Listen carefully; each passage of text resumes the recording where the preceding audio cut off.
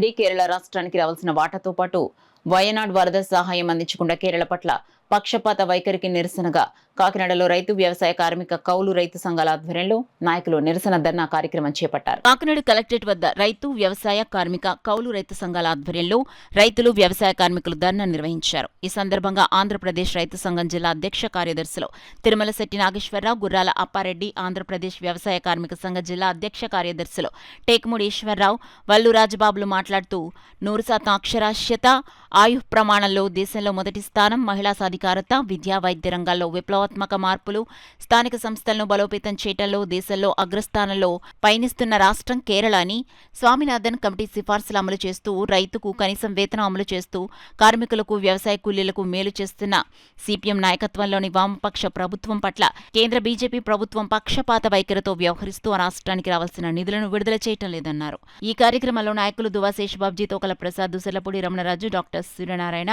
రమణి, K S Srinivas, Rajasekhar, Lazar, Simhachalam, Narayana Reddy, Santosh, Satyanarayana, Srikanth, Siddhu, Bhulakshmi, Bhavani తదితరులు పాల్గొన్నారు. కేరళ ప్రభుత్వం ఈ దేశంలోనే ఆదర్శమైనటువంటి ప్రభుత్వం.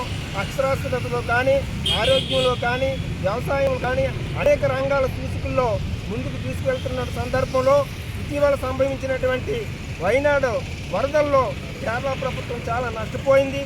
ఈ యొక్క కేంద్రంలో ఉన్నటువంటి బీజేపీ ప్రభుత్వం ప్రతిపక్ష పార్టీలు ఉన్నటువంటి రాష్ట్రాల మీద చాలా వివక్ష చూపెడుతూ వాళ్ళకి రావాల్సినటువంటి నిధులను పూర్తిగా ఇవ్వకుండా చాలా ఇబ్బందులు పెడుతున్నటువంటి పరిస్థితి ఉంది.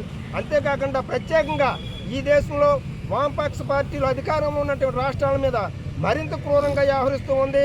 ఎందుకంటే ఈ బీజేపీ చేసి మతోన్మాద విధానాలకు, ఆర్థిక విధానాలకు వ్యతిరేకంగా క్రమశిక్షణతో పోరాటం చేసేది వామపక్ష పార్టీలే. కాబట్టి ఆ వామపక్ష పార్టీల అధికారంలో కేరళను అబాసుపాలు చేయాలనే దురుద్దేశంతో నిధులు కేటాయించకుండా చాలా యాత్ర పెడుతూ ఉంది. కాబట్టి దీన్ని మనం వ్యతిరేకిస్తూ ఉన్నాం.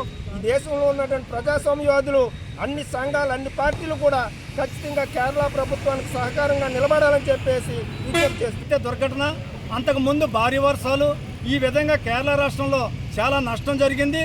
ఈ నష్టానికి ఇవ్వాల్సినటువంటి నిధులు ఇవ్వకపోగా, అలాగే ఈ రాష్ట్రానికి, ప్రతి రాష్ట్రానికి కేంద్ర ప్రభుత్వం ఇవ్వాల్సినటువంటి నిధులు ఏవైతే ఉన్నాయో ఆ నిధులు ఈ 1,00,00,000 కోట్ల రూపాయలు కేరళ రాష్ట్రానికి రావాల్సిన నిధులు కూడా ఆఫ్ చేసినటువంటి పరిస్థితి ఉన్నది.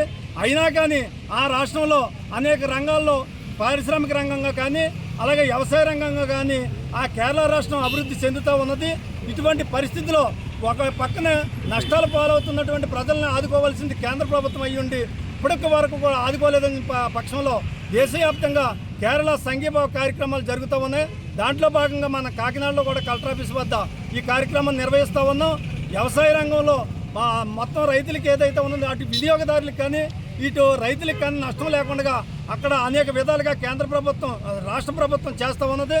ఆ విధంగా రైతులకి రావాల్సినటువంటి నిధులు కానీ, అలాగే రాష్ట్రానికి రావాల్సిన నిధులు కానీ వెంటనే విడుదల చేయాలని డిమాండ్ చేస్తాం.